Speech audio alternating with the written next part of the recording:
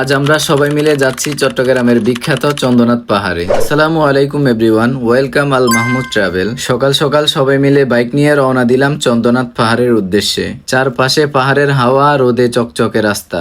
সকালের ওয়েদারটা খুবই সুন্দর ছিল। রওনা দেওয়ার কিছুক্ষণ পরে সবাই মিলে একসাথে নাস্তা করে নিলাম। নাস্তা শেষ করে আমরা আবারও রওনা দিলাম গন্তব্যের উদ্দেশ্যে। অবশেষে আমরা চলে আসলাম চন্দ্রনাথ পাহাড়ের নিচে। তারপর শুরু হলো আমাদের পাহাড়ে উঠা। শুরুতেই ভাবছিলাম হয়তো সহজেই উঠতে পারবো, কিন্তু যতই উপরে উঠতে লাগলাম ততই বুঝলাম চন্দ্রনাথ পাহাড় আসলে সাহস আর ধৈর্যের পরীক্ষা।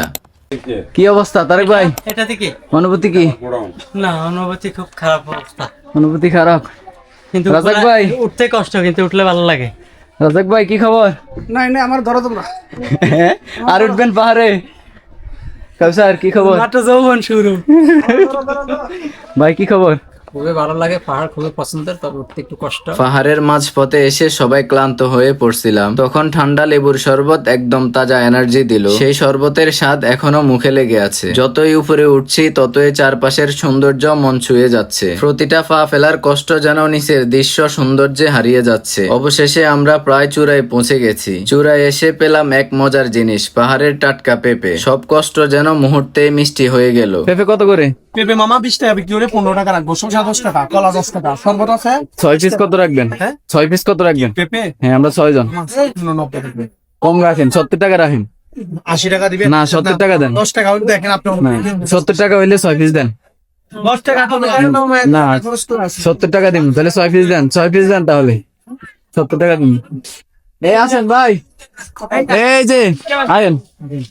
এই মামা বরফ দিয়ে লেবু শরবত, বরফ দিয়ে লেবু শরবত। পাহাড়ে পেঁপে নিছি আমরা।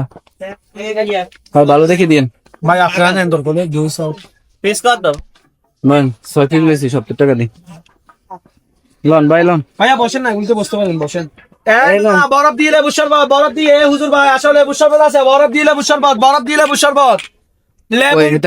লেবুর পিনিক।